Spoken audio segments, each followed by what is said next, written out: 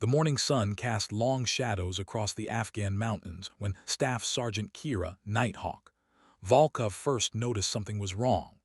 The radio chatter had gone silent, not the comfortable quiet of a routine patrol, but the kind of dead air that made experienced soldiers check their equipment twice. She adjusted her grip on the M4 carbine, its familiar weight offering little comfort as she scanned the rocky terrain through her scope. The intelligence briefing had been straightforward. Insurgent movement reported in Grid Square 47 Alpha, neutralize on sight. But intelligence briefings, Kira had learned over 3 tours, were often anything but straightforward. What they hadn't mentioned was the body lying face down in the dirt, wearing tactical gear that looked disturbingly familiar. American gear.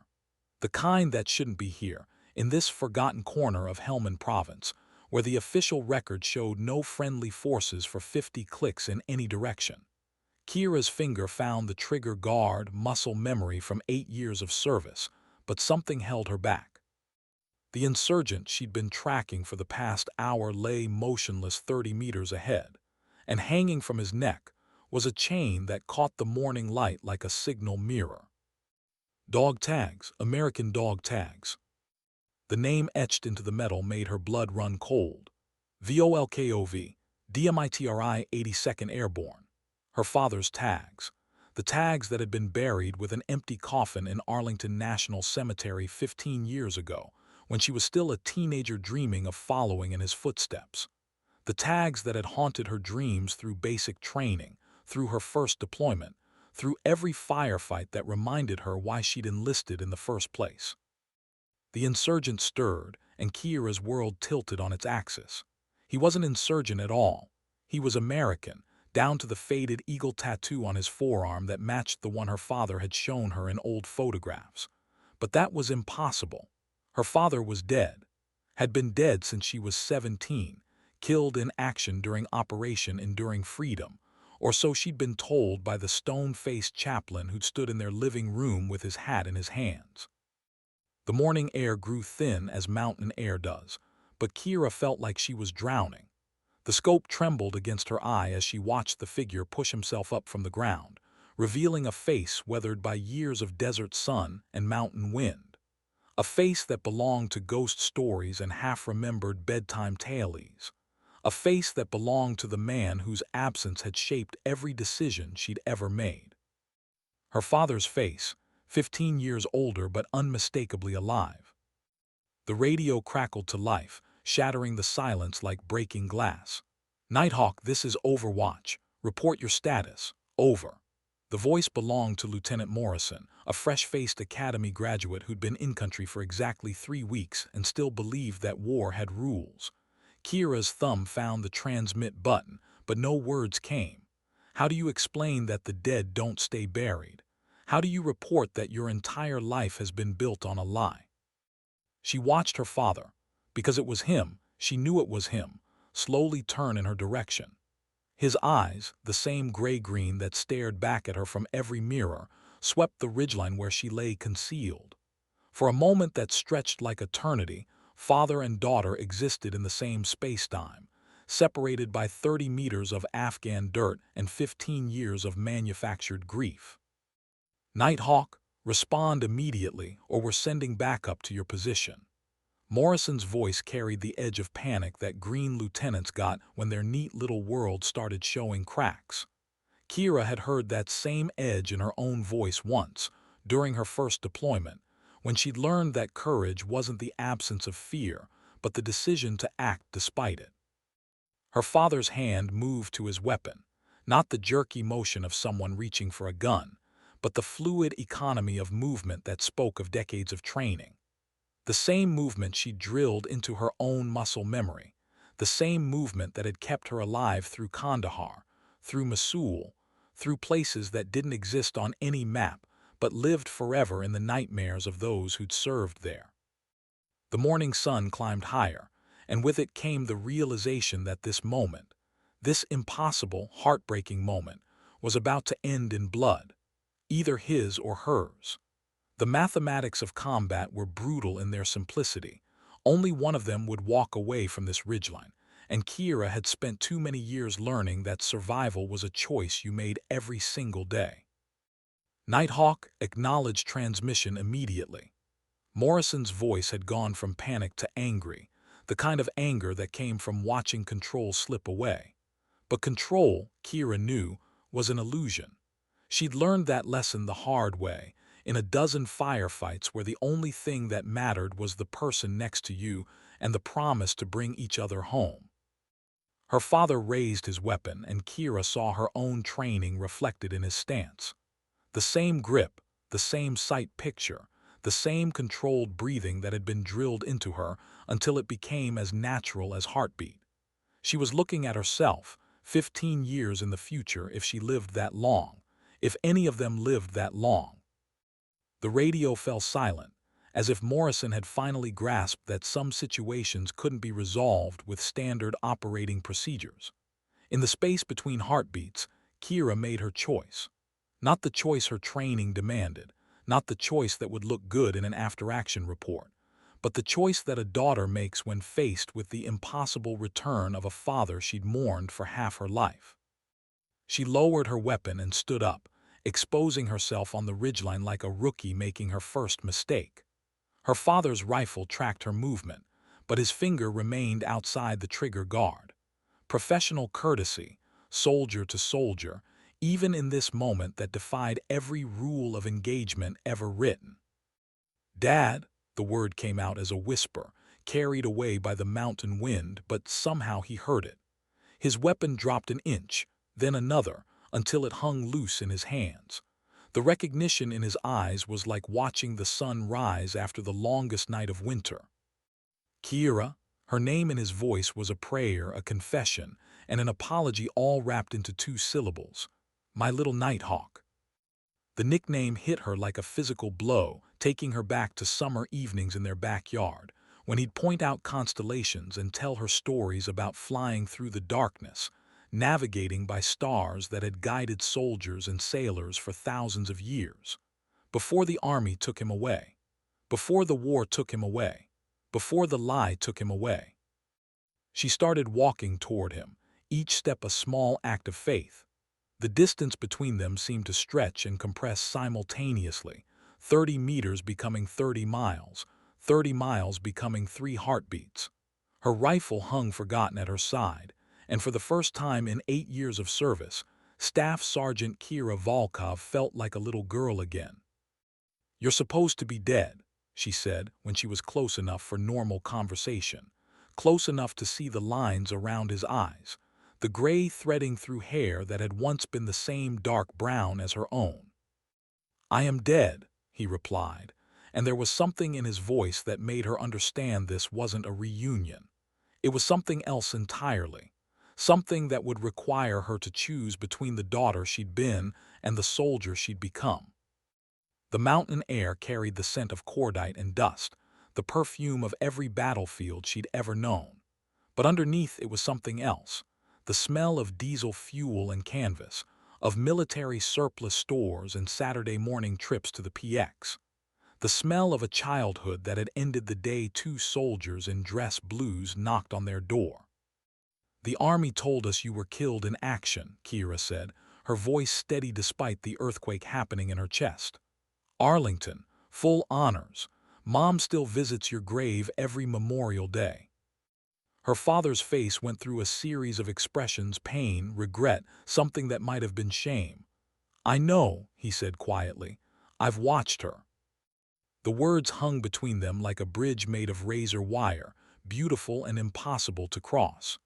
Kira felt her training kick in, the part of her mind that cataloged threats and assessed tactical situations. Her father was armed, possibly hostile, definitely operating outside official channels. By any reasonable standard, he was a threat that needed to be neutralized.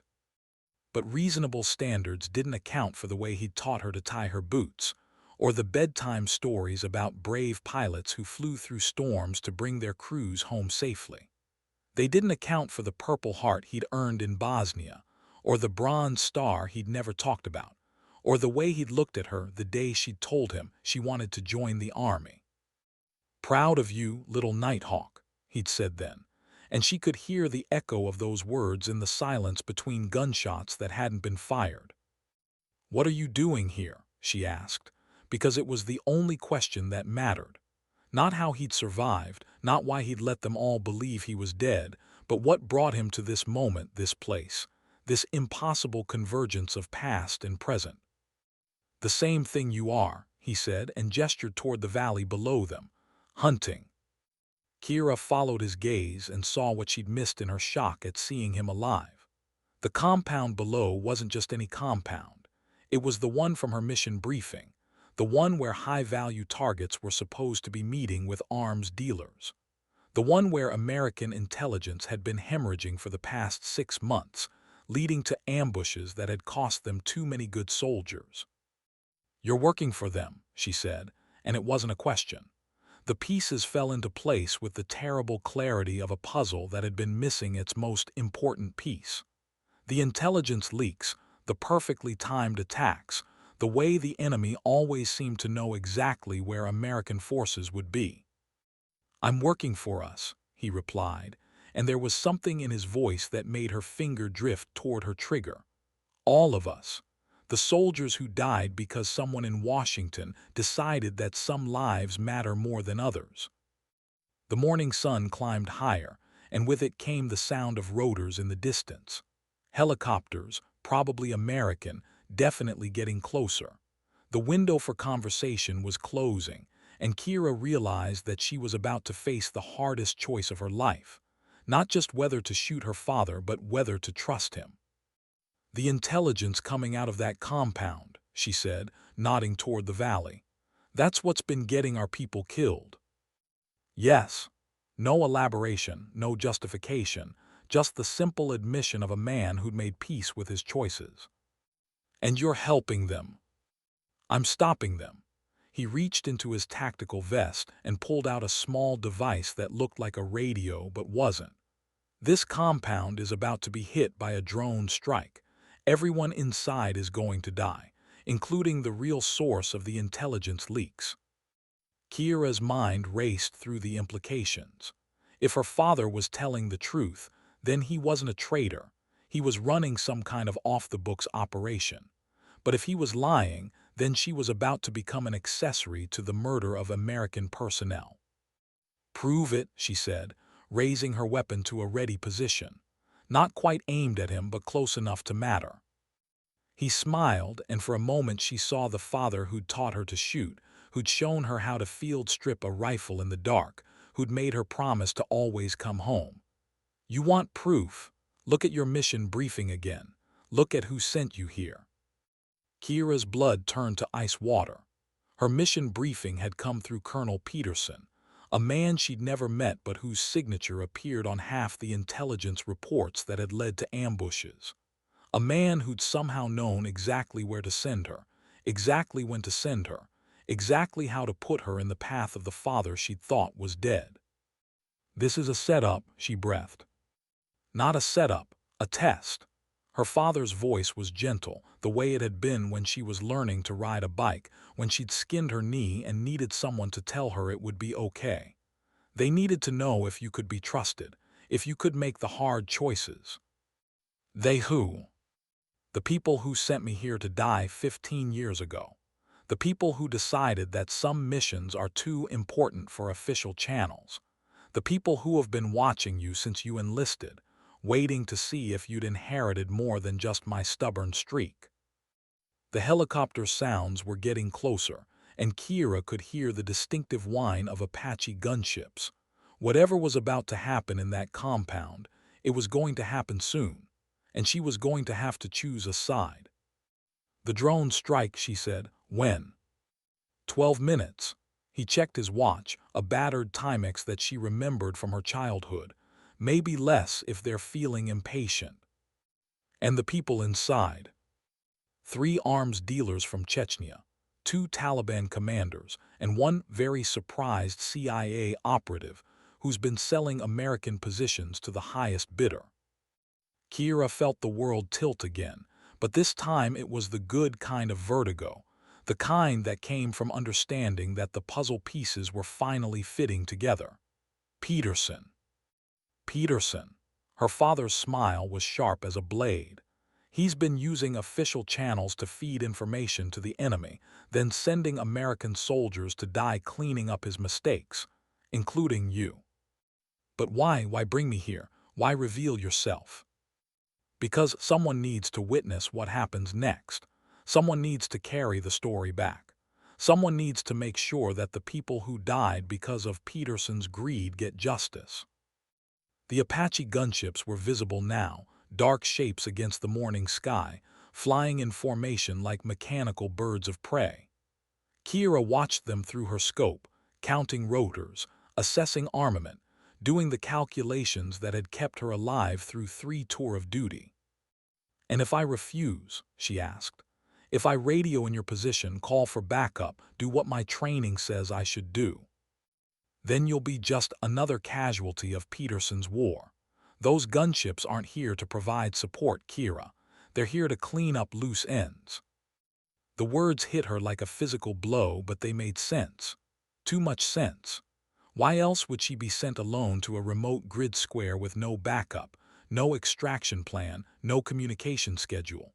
Why else would her father be here, armed and ready, at the exact moment she'd been ordered to arrive? "You're the loose end," she said. "We're the loose ends." His voice was gentle, but there was steel underneath. The daughter who asks too many questions and the father who's supposed to be dead. Very inconvenient for people who prefer their operations to stay buried. Kira felt her training war with her instincts, her duty war with her heart. 8 years of service had taught her to trust the chain of command, to follow orders, to believe that the system worked. But 8 years of service had also taught her to recognize the difference between a legitimate operation and a cluster that was about to get her killed. "Show me," she said, lowering her weapon completely. "Show me what Peterson's been doing." Her father reached into his pack and pulled out a tablet, its screen showing satellite imagery of the compound below. But it wasn't current imagery. It was from 6 months ago, when the compound had been a schoolhouse, when it had been full of children instead of arms dealers. "This is what Peterson reported," he said, swiping to show a series of intelligence reports. "High-value targets, weapons caches, terrorist training facility. All lies. All designed to justify the drone strikes that have been killing civilians for months." Kira studied the images, her trained eye picking out details that told the real story. Soccer goals in the courtyard, playground equipment, windows sized for children, not soldiers. The compound below them wasn't a terrorist stronghold. It was a school that had been abandoned after too many drone strikes had made the area uninhabitable. And today, Peterson's cleanup crew arrives to eliminate the evidence. The real evidence. The people who can prove that he's been manufacturing intelligence to justify strikes on civilian targets. Including us. Including us. Her father's voice was steady, but she could see the fear in his eyes. Not fear of death, soldiers learn to live with that, but fear of failing. Fear of letting the truth die with them. The tablet showed more images, more reports, more evidence of a conspiracy that reached higher than one corrupt colonel. Bank accounts in the Caymans, payments from defense contractors, a web of corruption that stretched from Kabul to the Pentagon. "How long have you known?" Kira asked. "Since the day I died," he smiled grimly. "The mission that killed me was supposed to be routine, intelligence gathering, no combat expected. Instead, we walked into an ambush that someone had arranged. My entire team died except for me, and I realized that staying dead was the only way to find out who'd set us up."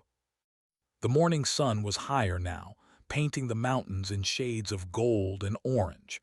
It would have been beautiful if it hadn't been the last sunrise she might ever see. The Apache gunships were closer, their rotors churning the air into metallic thunder. "What do you need me to do?" she asked, because that was the only question that mattered now.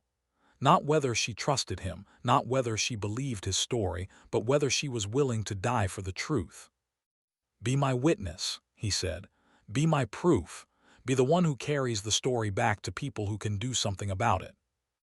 Kira looked at the tablet, at the evidence of crimes that would never see a courtroom, at the faces of children who died because someone in Washington had decided that collateral damage was acceptable. She thought about her mother, visiting an empty grave every Memorial Day.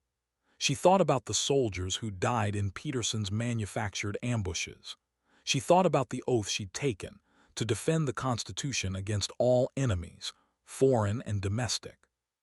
"Where do we start?" she asked. Her father's smile was like watching the sun break through storm clouds. "We start by staying alive long enough to matter." The compound below them erupted in a ball of fire and smoke as the first Hellfire missile found its target. The drone strike had come early, which meant that Peterson's cleanup crew was ahead of schedule, which meant that they were running out of time. "Move," her father said, and 20 years of military training kicked in. They moved like soldiers, covering ground with the economy of motion that came from years of practice. Behind them, the gunships were circling, their crews scanning for targets, for witnesses, for loose ends that needed to be tied up. Kira followed her father through terrain that seemed familiar, as if she'd been here before. Maybe she had, in dreams or nightmares, in the parallel universe where he'd never died, where they'd served together, where she'd learned to be a soldier from the man who'd taught her everything else. "There," he said, pointing to a cave entrance hidden behind a screen of rocks. "That's where we make our stand." The cave was deeper than it looked, carved into the mountain by centuries of wind and rain. Inside, it was cool and dark, with the kind of silence that made you whisper out of respect for the dead. Her father had prepared this position well: ammunition, water, a communication setup that looked like it could reach Washington if necessary. "You've been planning this for a long time," Kira said. 15 years, he replied. "Ever since I realized that the only way to honor the dead was to make sure their deaths meant something." Outside, the Apache gunships were getting closer, their rotors creating a rhythm like a massive heartbeat.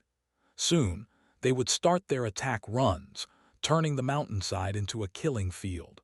Soon, Kira would have to choose between the father she'd mourned and the army she'd served.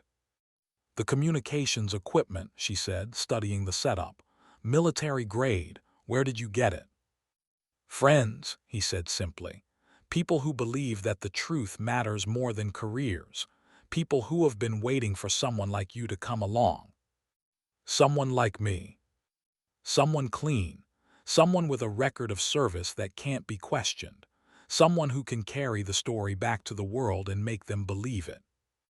The first Apache appeared over the ridgeline, its nose gun swiveling like a predator's head. Kira could see the pilot's helmet in the cockpit, could imagine the conversation happening on the radio. "Target acquired. Weapons hot. Engage on my mark." "They're going to level this entire mountainside," she said.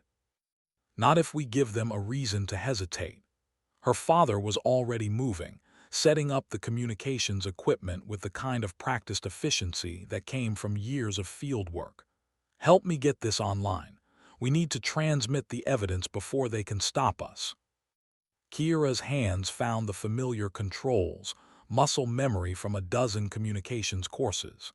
The equipment was sophisticated, encrypted, designed to punch through jamming and reach its destination no matter what. As she worked, she could hear the Apache gunships spreading out, taking attack positions, preparing to turn the mountain into a graveyard. "Signal strong," she reported. "We're online." "Good, now we find out if anyone's still listening." Her father began transmitting, his voice steady and professional despite the approaching death. He read Peterson's crimes into the radio like a prosecutor reading charges, each accusation backed up by evidence that would be impossible to ignore. Bank records, kill confirmations, testimonies from survivors who'd been written off as collateral damage. The first rockets impacted the mountainside below them, shaking the cave with their thunder. The pilots were starting their attack runs, methodically destroying anything that might provide cover or concealment. They had all the time in the world, and they intended to use it. Transmission complete, her father said. Now we wait. Wait for what? For someone to decide that the truth is worth saving. Outside, the attack intensified. The Apache gunships were working in coordination, one providing cover while the other engaged targets. It was professional, efficient, and completely ruthless.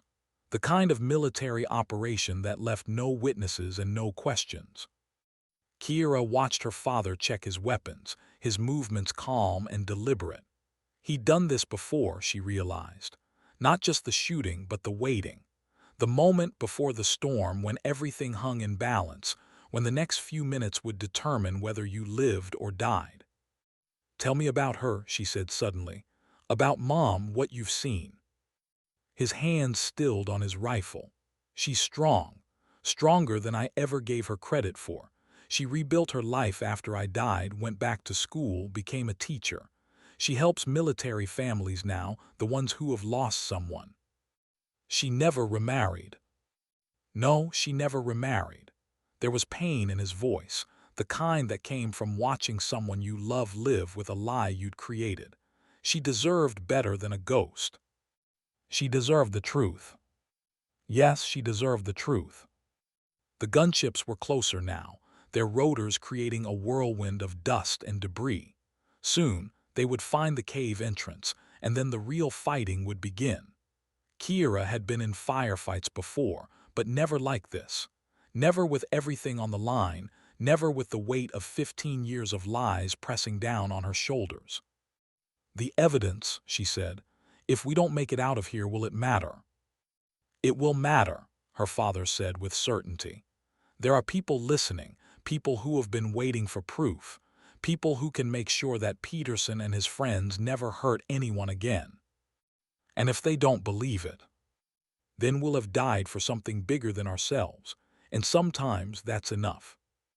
The cave entrance exploded in a shower of rock and dust as the first missile found its target. The Apache pilots had located their position, and now the real battle would begin. Kira checked her ammunition, counted her grenades, made the calculations that would determine how long they could hold out. Ready? Her father asked. Ready, she replied, and for the first time in 8 years of service, she felt like she was fighting for something that mattered. The Apache gunships closed in for the kill, their weapons trained on the cave entrance. But inside the mountain, a father and daughter prepared to make their last stand, armed with nothing but the truth and the conviction that some things were worth dying for. The first gunship appeared in the cave entrance, its pilot visible behind the armored glass. For a moment, Kira looked into the eyes of another soldier, another professional doing their job. Then her father's rifle spoke, and the moment for hesitation was over. The battle for the truth had begun. The Apache lurched sideways as her father's shot sparked off its armored nose, the pilot fighting to maintain control in the confined space of the cave entrance. Kira added her own fire, her bullets finding the gap between armor plates, forcing the gunship to retreat and regroup. They'll be back, her father said, ejecting his spent magazine and sliding in a fresh one. With friends. Through the cave entrance, Kira could see the second Apache taking position, its pilot learning from his wingman's mistake. They would approach differently this time, using their superior firepower to collapse the cave entrance and bury the evidence along with the witnesses. The transmission, she said, did it get through? It got through. Her father's voice carried the satisfaction of a man who'd completed his mission. Now we just have to stay alive long enough for it to matter. The second Apache opened fire, its 30 chain gun turning the cave entrance into a hell of flying rock and metal. Kira pressed herself against the back wall, feeling the mountain shake with each impact. Outside, she could hear the distinctive whine of incoming missiles, the sound that had become the soundtrack of her generation's war. Move deeper, her father shouted over the noise. There's another passage. They retreated into the mountain's depths, following a path that seemed to have been prepared for this moment. Emergency supplies, backup communications equipment, positions that had been fortified against exactly this kind of attack. Her father hadn't just been planning for 15 years, he'd been preparing for war. The main cave entrance collapsed behind them, sealing them into the mountain's heart. But instead of feeling trapped, Kira felt a strange sense of peace. They were beyond the reach of the Apache gunships now, beyond the reach of Peterson's cleanup crew. They were in a place where the truth could live, even if they couldn't. "There's another way out," her father said, reading her thoughts, "but it's going to be a long walk." "How long?" "Long enough for the evidence to reach the right people. Long enough for Peterson to realize that his war is over." They moved through passages that seemed to stretch into the mountain's heart, following a route that her father knew by memory.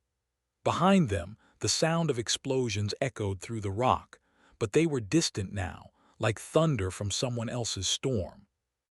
"You've been living in these mountains for 15 years, Kira said. "Living, hiding, watching, waiting for the right moment to act. And I was the right moment. You were the proof I needed, the witness who could carry the story back to the world." They emerged from the mountain's far side just as the sun reached its zenith, painting the landscape in harsh whites and deep shadows. Below them, the valley stretched away toward Pakistan, toward a border that existed more in theory than in practice. Behind them, the Apache gunships were still attacking the collapsed cave, unaware that their targets had already escaped. "What now?" Kira asked. "Now we disappear," her father said, "at least until the shooting stops." They moved through terrain that seemed designed for concealment, following paths that had been used by smugglers and soldiers for centuries. Her father knew every rock, every hiding place, every route that could keep them alive until the truth had time to work its magic. Hours passed in silence, broken only by the distant sound of helicopters and the occasional crackle of radio traffic. They were hunting now, Kira realized. Every American asset in the region would be looking for them, following orders from Peterson's network to eliminate the witnesses before they could testify. But Peterson had made one crucial mistake. He'd assumed that the truth would die with them, that silencing the witnesses would be enough to keep his crimes buried. He hadn't counted on the transmission getting through, on the evidence reaching people who could act on it. "Listen," her father said, holding up a small radio. The voice coming through the static was familiar: General Harrison, the base commander who'd signed Kira's deployment orders. But his tone was different now, sharp with the kind of anger that came from discovering betrayal in the ranks. "All units, this is Falcon Base. Colonel Peterson is to be arrested immediately on charges of treason and conspiracy. Any unit receiving orders from Peterson or his staff is to disregard those orders and report to base immediately." Kira felt something she hadn't experienced in years: hope. The truth was working, spreading through the chain of command like wildfire. Peterson's network was being rolled up, his co-conspirators arrested, his crimes exposed to the light of day. "It's over," she said. "It's beginning," her father corrected. "This is just the first victory. There are others like Peterson, others who think that some lies are worth preserving. They'll fight back. Then we'll fight them." "We." Kira looked at her father, at the man who'd taught her everything about being a soldier, about duty and honor and the price of truth. "I'm not losing you again," she said. "Not when I just got you back." His smile was like watching the sun break through storm clouds. "Then I guess we'd better get back to work." They moved through the mountains like ghosts, following paths known only to them and the wind. Behind them, the war continued, but it was a different war now. A war between truth and lies, between justice and corruption, between the America they'd sworn to defend and the America that had betrayed them. But they were together now, father and daughter, carrying the burden of truth through a world that had forgotten how to tell right from wrong. And that, Kira realized, was enough. It was more than enough. It was everything. The extraction point was a clearing barely large enough for a helicopter, hidden in a fold of mountains that didn't appear on any official map. Her father had chosen it carefully, far from the main transit routes, invisible to satellite surveillance, known only to the network of soldiers and civilians who'd been working to expose Peterson's crimes. "They'll be here soon," he said, checking his watch. "Friendly forces, people who believe that the truth matters more than careers." Kira nodded, understanding that this was another test. The people coming to extract them could be legitimate, or they could be Peterson's final gambit. In a world where the dead came back to life and fathers became enemies, trust was a luxury that could get you killed. The helicopter that appeared over the ridge was a civilian model, painted in the neutral colors of a medical evacuation unit. But Kira's trained eye picked out the modifications that marked it as military: reinforced rotor assembly, armor plating, weapon mounts that had been removed but left mounting points visible. "Nighthawk, this is Shepard," came the voice over the radio. "Are you ready for extraction?" Kira looked at her father, waiting for his nod before responding. "Shepard, this is Nighthawk. Landing zone is secure. We're ready." The helicopter settled into the clearing with the kind of precision that spoke of an experienced pilot. The side door opened, and a figure in civilian clothes beckoned them forward. Kira recognized the face: Colonel Martinez, one of the few officers in the intelligence community who'd built a reputation for integrity. "Sergeant Volkov," Martinez said as they climbed aboard, "your father tells me you've had an interesting morning." "That's one word for it," Kira replied, settling into the crew chief's seat. Her father took the position across from her, his eyes scanning the aircraft's interior with the automatic assessment of a soldier who'd spent too many years in hostile territory. "Peterson's in custody," Martinez continued as the helicopter lifted off, "along with 12 of his co-conspirators. The evidence you transmitted was comprehensive." "What happens now?" Kira asked. Now we find out how deep this goes. Peterson was just the visible tip of a very large iceberg. There are others, people who have been using the war to line their pockets while good soldiers died for their greed." The helicopter banked toward the east, carrying them away from the mountains where everything had changed. Below them, the landscape scrolled past like a map of someone else's war, a place where the official story would never match the reality of what had happened. "My service record," Kira said. "What happens to that?" Martinez smiled. "Officially, you were on a classified mission that went exactly according to plan. Unofficially, you've just become one of the most valuable assets in the intelligence community." "I'm not interested in intelligence work." "You're not interested in the old kind of intelligence work, the kind that got people killed for politics and profit, but there's a new kind of intelligence work, the kind that protects soldiers instead of sacrificing them." Kira looked at her father, seeing the approval in his eyes. This was what he'd been working toward for 15 years, not just exposing Peterson's crimes, but building something better to replace the corruption. "What about him?" she asked, nodding toward her father. "Officially, he's still dead." "Officially, he's going to stay dead for a while longer. There are too many people who would sleep better knowing that Dmitry Volkov was really buried in Arlington. But unofficially," Martinez shrugged, "there are ways to bring people back from the dead when the mission requires it." The helicopter crossed into Pakistani airspace, following a route that had been cleared through channels that didn't appear on any organizational chart. They were flying through a world that existed in the spaces between official policy and operational necessity, where the rules were written by people who understood that sometimes the right thing to do was also the illegal thing to do. "There's something else," Martinez said, reaching into his briefcase. "Something that belonged to your father." He handed Kira a small wooden box, worn smooth by years of handling. Inside was a medal she'd never seen before, a simple bronze star with an inscription that read, "For service beyond the call of duty." "What is it?" she asked. "Recognition for 15 years of service that never officially happened, for a mission that saved more lives than we'll ever be able to count." Kira looked at the medal, then at her father, understanding that this was more than recognition. It was validation. Proof that his sacrifice had meaning, that the years of exile and loneliness had served a purpose greater than revenge. "The networks Peterson was part of," her father said, accepting the medal with steady hands. "They reach into every branch of the military, every intelligence agency, every defense contractor with a government contract. What we did today was important, but it was just the beginning."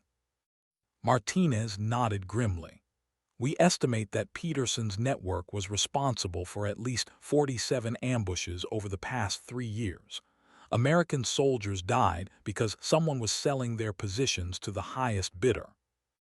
The helicopter's engines changed pitch as they approached their destination, a military base that didn't appear on any public map, hidden in the mountains between Afghanistan and Pakistan. Below them, Kira could see the geometric patterns of a well-fortified position, complete with landing pads, communications arrays, and defensive positions that had been carved into the rock itself. "Welcome to Sanctuary," Martinez said as they began their descent. "Your new home, at least until we can figure out how to bring you back from the dead without getting you killed again." The base was larger than it had appeared from the air, with facilities that stretched deep into the mountain. It was a place built for people who'd been written off by the official world, who'd been declared dead but weren't quite ready to stay buried. "How many?" Kira asked as they walked through corridors that hummed with the quiet efficiency of a military installation. 43 at last count," Martinez replied. "Soldiers, intelligence officers, even a few civilians who got too close to the truth. People who have been fighting Peterson's network from the shadows while the official world pretended they didn't exist." They passed through security checkpoints that recognized both her father and Martinez, finally arriving at a briefing room where a dozen people waited around a conference table. Kira recognized some of the faces from intelligence reports, officers who'd been reported killed in action, analysts who'd disappeared during routine assignments, soldiers who'd been written off as casualties of a war that seemed designed to consume its own. "Ladies and gentlemen," Martinez announced, "I'd like you to meet Staff Sergeant Kira Volkov, Call Sign Nighthawk. As of this morning, she's officially our newest member." The introductions that followed were like reading a casualty report in reverse. Major Sarah Chen, supposedly killed in a Taliban attack 3 months ago, actually alive and coordinating intelligence operations across the region. Captain James Rodriguez, reported missing during a convoy ambush, actually working to identify and eliminate arms dealers who'd been selling American weapons to insurgents. "The common thread," Martinez explained as they settled around the table, "is that all of you got too close to the truth. Peterson's network couldn't afford to let you live, so they arranged for you to die. But death, as it turns out, is an excellent cover for the kind of work we do." Kira studied the faces around the table, seeing the same expression she'd worn that morning, the look of people who'd discovered that everything they'd believed about their service was a lie, but who'd chosen to keep fighting anyway. "What's the mission?" she asked. "The mission," Martinez said, "is to clean house. Peterson was just one node in a network that stretches from Kabul to Washington. We're going to find them all, document their crimes, and make sure they face justice. And if they don't cooperate, then we'll arrange for them to have the same kind of accidents that brought all of you here." Martinez's smile was sharp as a blade. "The war on terror has created a lot of opportunities for people to disappear without questions being asked." The briefing that followed was like watching a conspiracy theory come to life, complete with evidence that would have been dismissed as fantasy if it hadn't been backed up by bank records, communications intercepts, and testimony from witnesses who'd seen the corruption firsthand. Defense contractors charging the government for weapons that were never delivered, then selling those same weapons to insurgents. Intelligence officers creating false targets to justify drone strikes that eliminated witnesses to their crimes. Politicians voting for military appropriations while their family members profited from the contracts.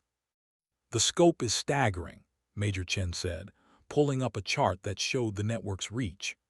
We're talking about billions of dollars in fraudulent contracts, thousands of unnecessary deaths, and a systematic corruption of everything the military is supposed to stand for. And we're supposed to stop it, Kira asked. We're supposed to expose it, Martinez corrected. The stopping will be done by people with more authority than we have. But exposure requires evidence, and evidence requires people who can operate outside official channels. People who are already dead, Kira said, understanding the elegance of the plan.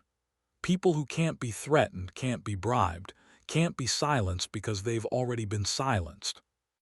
Exactly. You're ghosts now, all of you, free to haunt the people who put you in the ground. The meeting continued for hours, with each team member presenting their piece of the puzzle. Arms dealers who'd been selling American weapons to the Taliban. Intelligence officers who'd been feeding targeting data to insurgents. Contractors who'd been billing the government for services they'd never provided. But underneath the facts and figures, Kira could see something else.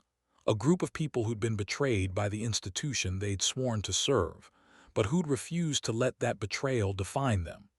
They'd chosen to keep fighting, even when fighting meant operating outside the law, outside the system, outside the protection of the uniform they'd worn with pride. There's something else, Martinez said as the briefing wound down. Something specific to your situation. He handed Kira a personnel file with her name on it, but the contents were unlike anything she'd seen in 8 years of service. Instead of the standard forms and evaluations, the file contained psychological profiles, aptitude tests, and assessments that read like they'd been written by people who'd been watching her for years. "What is this?" she asked. "Your real service record," Martinez replied. "The one that shows why you were selected for this mission, why your father chose to reveal himself to you, why you're here instead of buried in a cave with the rest of Peterson's loose ends." Kira read through the file, seeing her own career reflected through a lens she'd never considered. Her tendency to ask difficult questions, her refusal to accept orders that didn't make tactical sense, her habit of protecting her soldiers even when it meant disobeying direct orders. "You've been testing me," she said. "We've been observing you," Martinez corrected. "Testing implies that we had control over the situations you faced. The ambush in Kandahar where you ignored orders to retreat and saved your entire squad. The incident in Mosul where you refused to fire on a building because you suspected it contained civilians. The pattern of behavior that marked you as someone who puts mission accomplishment and the welfare of soldiers above blind obedience. And if I'd failed your tests, then you would have died this morning along with your father, and Peterson's network would have continued operating." Martinez's voice was matter-of-fact, but Kira could hear the weight of the decision behind it. "This isn't a game, Sergeant. The people we're fighting have killed thousands of American soldiers. They'll kill thousands more if we don't stop them." The magnitude of what she'd gotten herself into began to sink in. This wasn't just about exposing corruption. It was about stopping a war within a war, a conflict between the America she'd sworn to defend and the America that had been corrupted by greed and power. "What do you need me to do?" she asked. "What you've always done," Martinez replied. "Be a soldier. Protect the people who can't protect themselves. Follow the mission, even when the mission isn't officially sanctioned." "And my father?" "Your father has 15 years of intelligence on Peterson's network. He knows their methods, their personnel, their weaknesses. He'll be leading the next phase of the operation." Kira looked at her father, seeing him clearly for the first time since their reunion. Not just as the man who'd taught her to be a soldier, but as a soldier himself. one who'd been fighting a war that most people didn't know existed. "Where do we start?" she asked. "We start with the people who killed your father the first time," Martinez said. "The ones who arranged the ambush that was supposed to eliminate his entire team. They're still out there, still operating, still selling American soldiers to the highest bidder. And then, and then we work our way up the chain of command, until we reach the people who turned the war on terror into a profit center." The briefing ended, but the war was just beginning.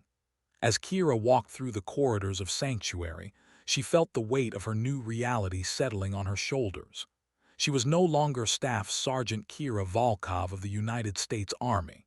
She was something else now, a ghost in the machine, a weapon aimed at the heart of a conspiracy that had been killing American soldiers for profit. But she wasn't alone. She had her father, alive and fighting after 15 years of exile. She had the team of dead soldiers who'd chosen to keep fighting even after their own deaths. And she had the knowledge that somewhere in the darkness, justice was still possible. The war for the soul of the American military had begun, and Kira Volkov was ready to fight it. The intelligence briefing the next morning revealed the true scope of Peterson's network. Maps covered every wall of the conference room, marked with red pins that showed the locations of suspected network members, yellow pins that indicated confirmed kills of American personnel, and black pins that marked operations that had been compromised by intelligence leaks. "The pattern is clear," Major Chen said, using a laser pointer to highlight clusters of activity. "Every major ambush in the past 3 years can be traced back to intelligence that originated from Peterson's network. They've been systematically feeding American positions to insurgent groups, then arranging for cleanup operations that eliminate anyone who might have witnessed their crimes." Kira studied the maps, her trained eye picking out the tactical implications. "They're not just selling intelligence," she said.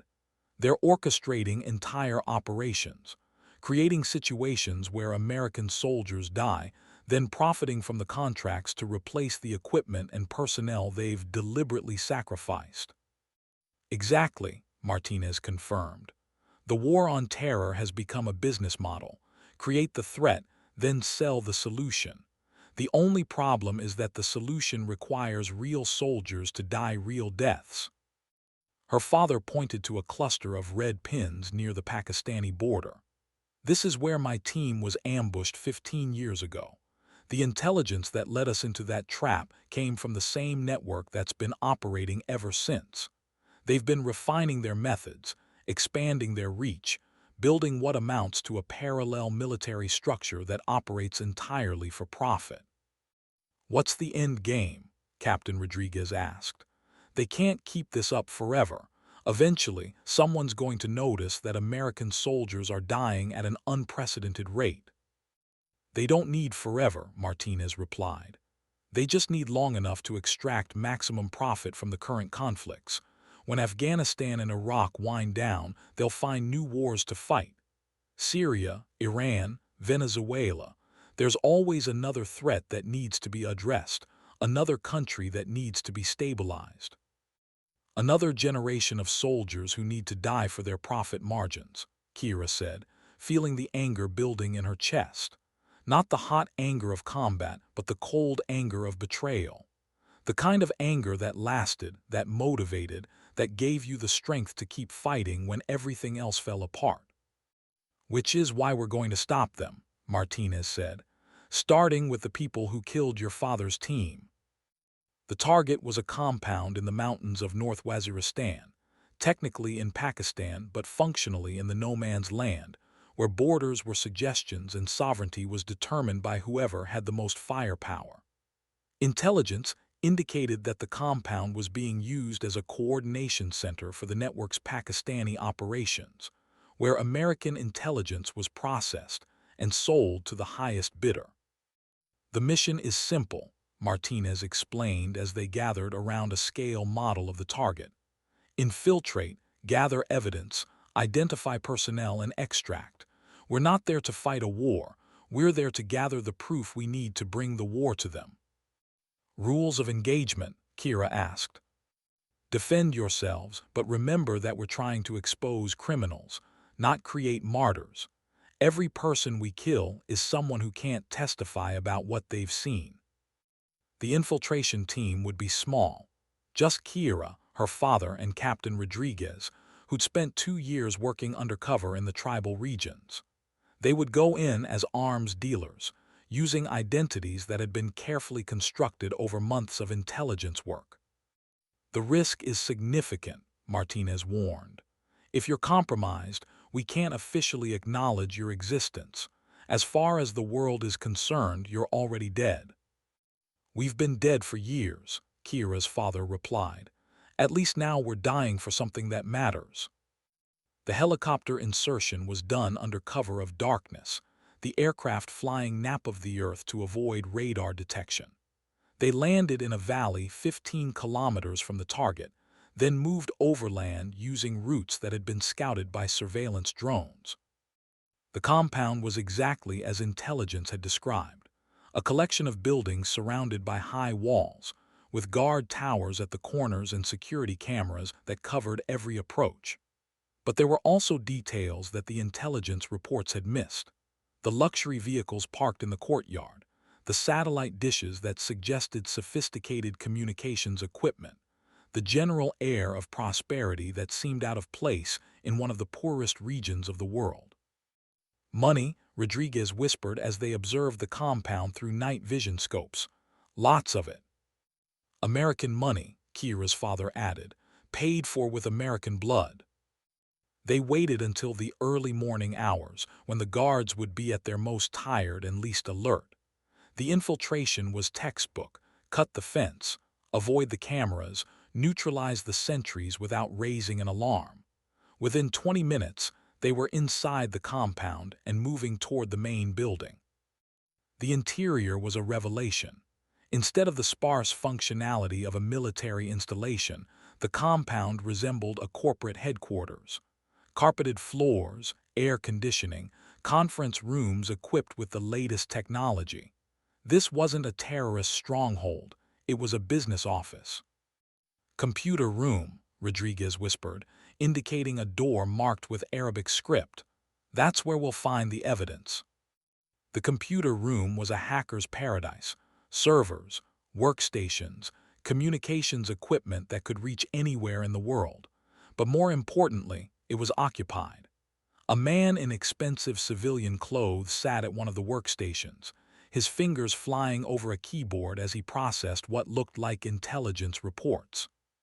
Kira recognized him from the briefing materials: Dr. Hassan Karami, a former Pakistani intelligence officer who'd been reported killed in a drone strike 2 years ago. Like her father, he'd found that being dead was an excellent cover for the kind of work he did. Dr. Karami, her father said, stepping into the room with his weapon trained on the man's back. You're supposed to be dead. Karami spun around, his face going through a series of expressions: surprise, recognition, and finally resignation. Dmitry Volkov, he said in accented English. I should have known you'd find me eventually. The intelligence you've been selling, Kira said, moving to cover the room's other entrance. How many Americans have died because of it? I don't sell intelligence, Karami replied with dignity. I provide tactical analysis to clients who pay for accuracy. What they do with that analysis is their business. Their business is killing American soldiers, Rodriguez said, already working to copy the contents of the computer systems. Your analysis has been used to set up ambushes that have killed hundreds of people. Hundreds of soldiers who were sent to die by the same people who pay me, Karami countered. Your Peterson and his network don't care about American lives any more than I do. They care about profit margins. The admission was like a physical blow. Kira had hoped that the corruption was limited to a few bad actors, but Karami's words suggested something much worse: a systematic betrayal that reached into the highest levels of the military command structure. Peterson's network, her father said. Tell us about it. Peterson is small time, Karami said with contempt. A colonel who thinks he's running a major operation. The real power is in Washington, in the Pentagon, in the defense contractors who have turned the war on terror into the most profitable enterprise in human history. Names, Rodriguez demanded, holding up a data drive. Give us names, or we'll let it be known that you've been cooperating with American intelligence. Karami's face went pale. In his world, the suspicion of cooperation with the Americans was a death sentence. You wouldn't. Try us, Kira said. We're already dead, we don't have anything to lose. The interrogation that followed was a masterclass in psychological pressure.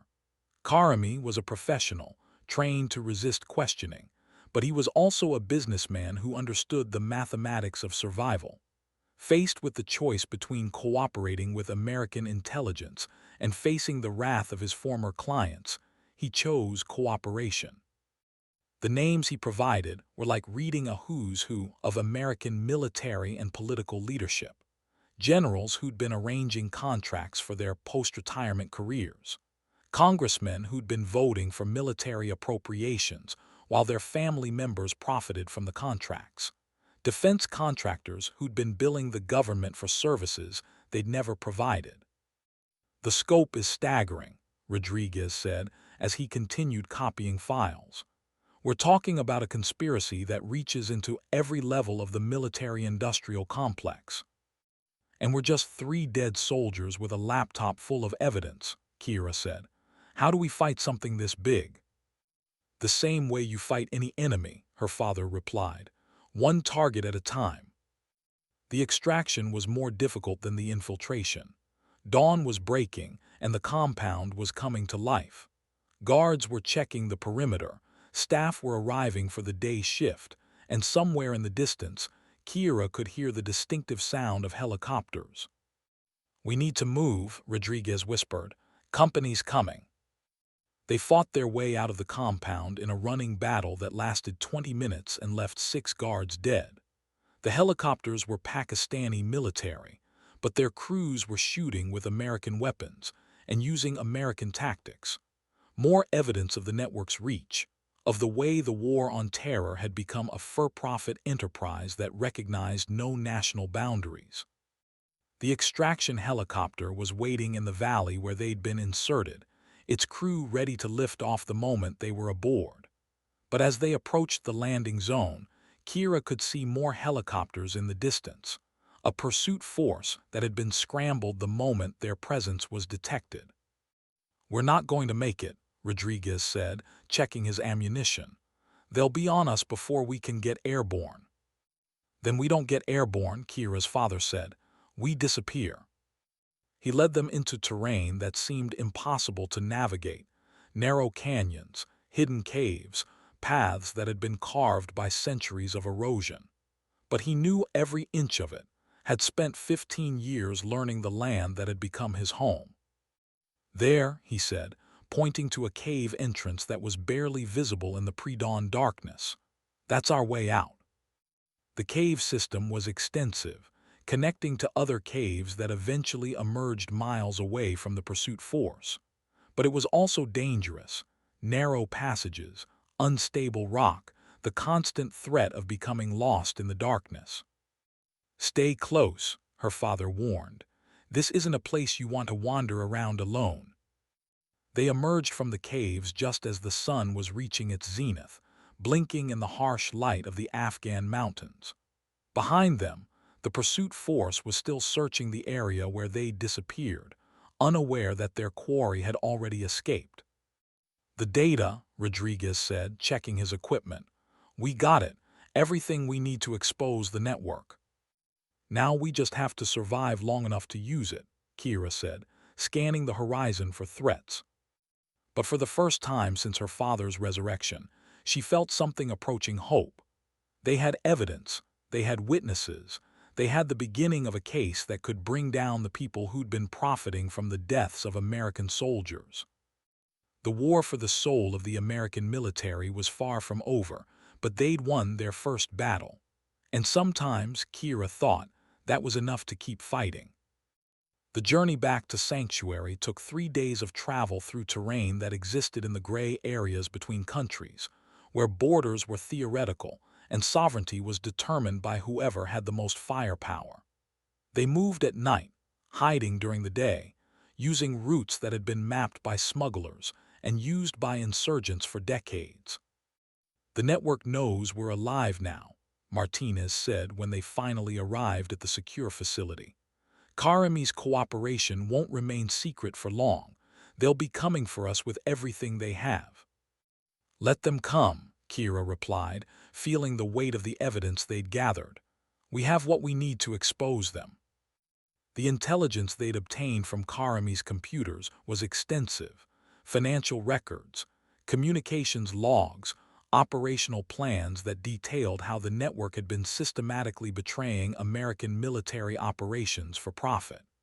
But it was also incomplete, showing only one node in a web that stretched from Kabul to Washington. "We need more," Major Chen said after reviewing the data. "This is damning, but it's not enough to take down the entire network. We need to identify the people at the top, the ones who have been orchestrating this from the beginning." "Then we go back," Kira said. "We find the next link in the chain." Martinez looked at her with concern. "You've been compromised. Your faces are known now. Going back into the field would be suicide." "We're already dead," her father reminded him. "Suicide is just another word for completing the mission." The debate that followed was heated but brief. The team of dead soldiers had accepted the risks when they'd chosen to keep fighting after their official deaths. They understood that exposure was part of the job, that eventually their enemies would learn to fight back. "There's another option," Martinez said finally. "We could bring this to the media, let them expose the network." "And watch it disappear into the news cycle," Rodriguez countered. "A few days of headlines, then everyone moves on to the next story. Meanwhile, the network adapts, changes its methods, and keeps killing American soldiers." "No," Kira said with finality. "We finish what we started. We find the people at the top, we gather the evidence, and we make sure they face justice." The next target was more ambitious. A meeting of network leadership that intelligence indicated would be taking place in Dubai, where representatives from the American side would be coordinating with their international partners. It was a target that would require careful planning, sophisticated equipment, and a willingness to operate in one of the most surveilled cities in the world. "Dubai is different," Martinez warned. "It's not the tribal regions where you can disappear into the mountains. It's a modern city with cameras on every corner, facial recognition software, and security services that don't ask questions when they find dead Americans."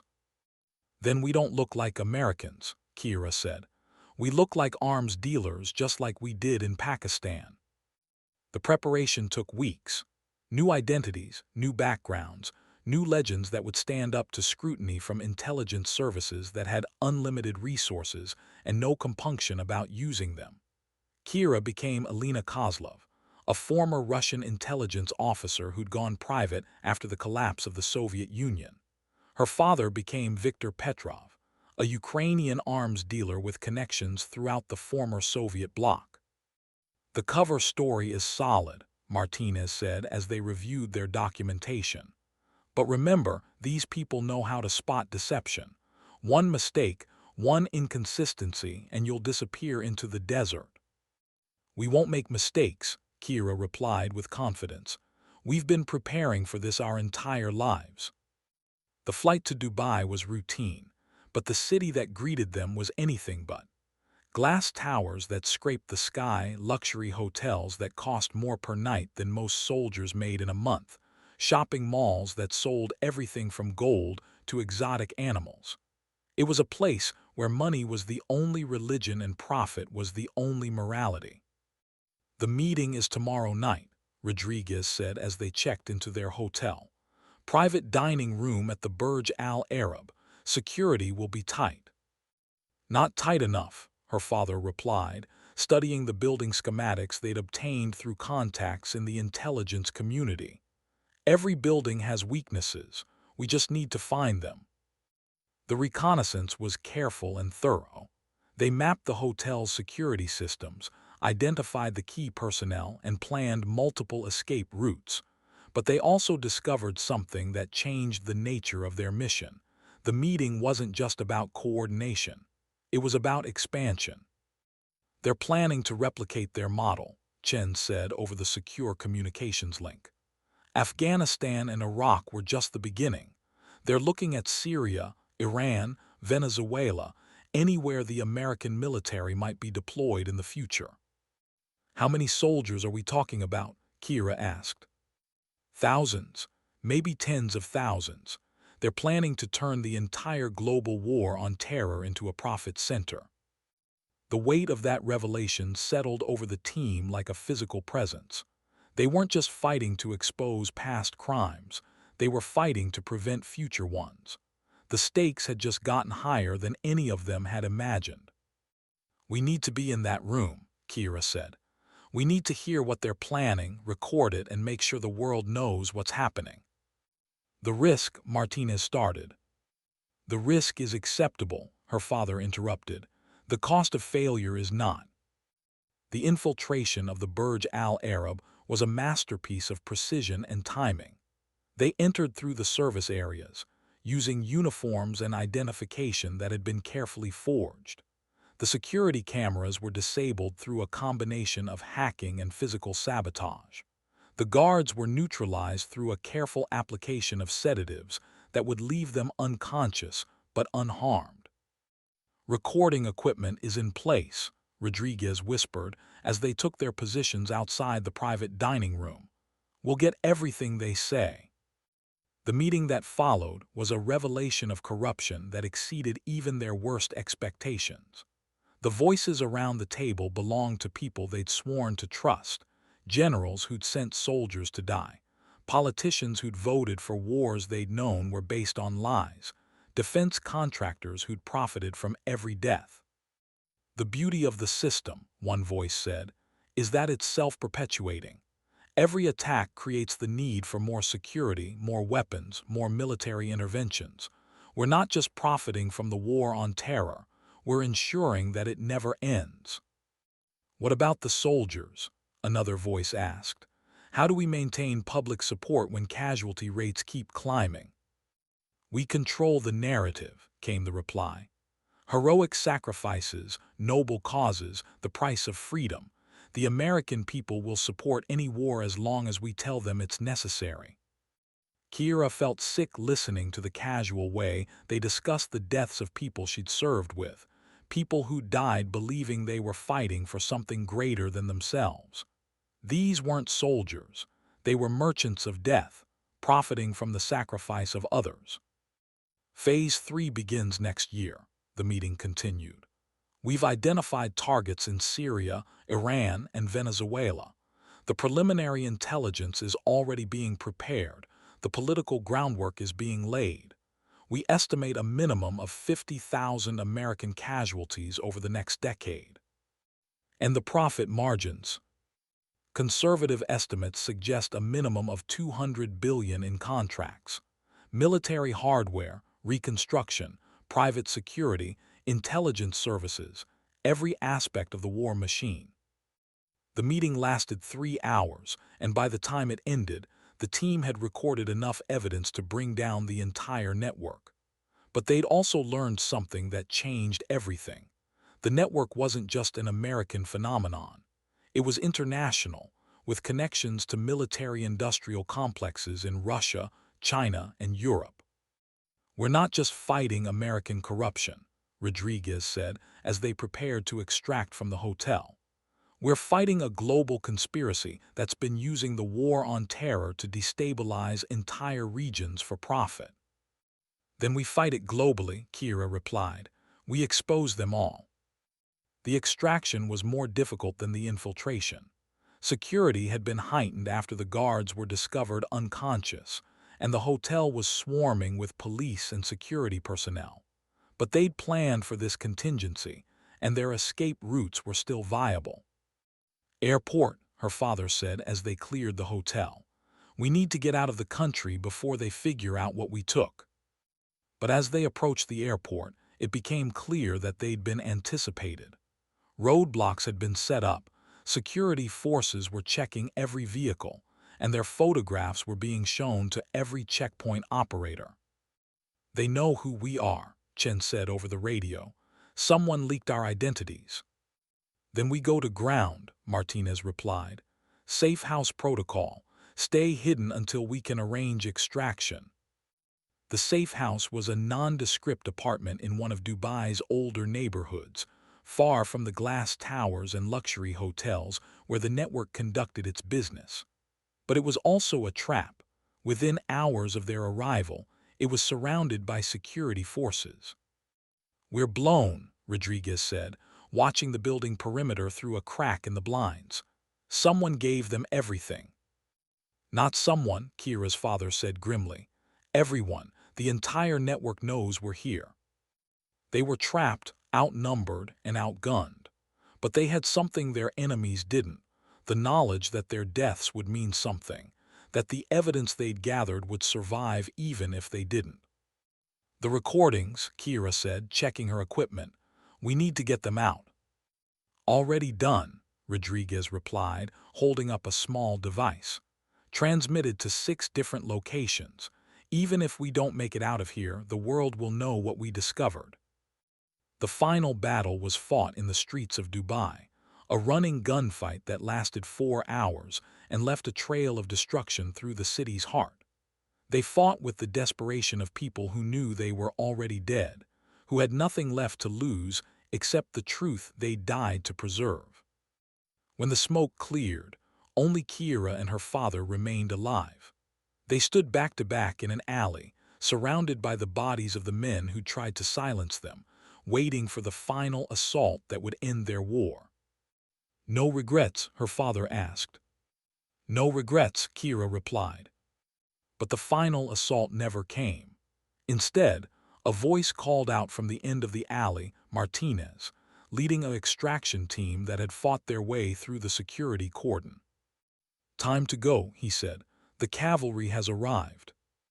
The extraction was a masterpiece of military precision, with helicopters covering fire and a route that had been cleared by people who understood that some truths were worth dying for. Within an hour, they were airborne and heading for international waters. "The recordings," Martinez said once they were safe. "They're already being distributed to media outlets around the world. The network is finished." "Not finished," Kira corrected. "Exposed, there's a difference." "Then we finish them," her father said. "We make sure that everyone involved faces justice."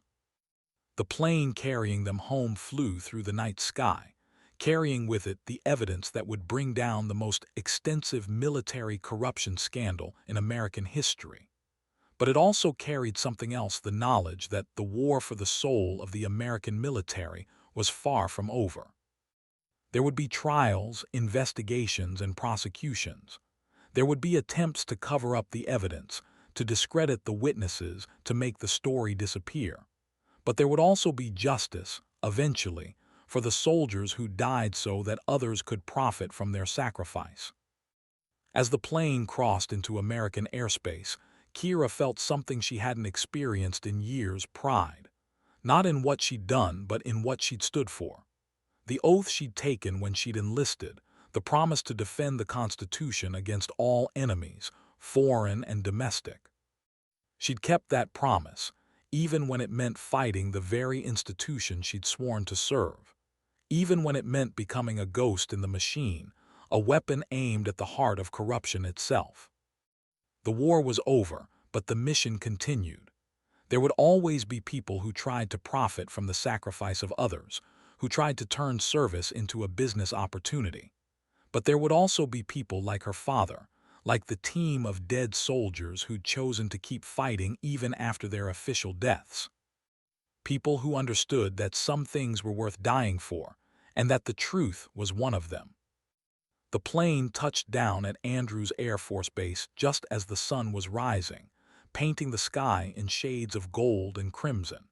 It was a new day, and with it came the promise of justice for the soldiers who died believing they were fighting for something greater than themselves.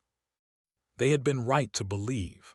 The cause was just, even if the people leading it had been corrupted. The mission was still valid, even if the methods had been perverted. The oath still mattered, even if the institution had failed to honor it. Staff Sergeant Kira Volkov, Khalsa Nighthawk, walked across the tarmac toward a future that would be shaped by the choices she'd made in the mountains of Afghanistan.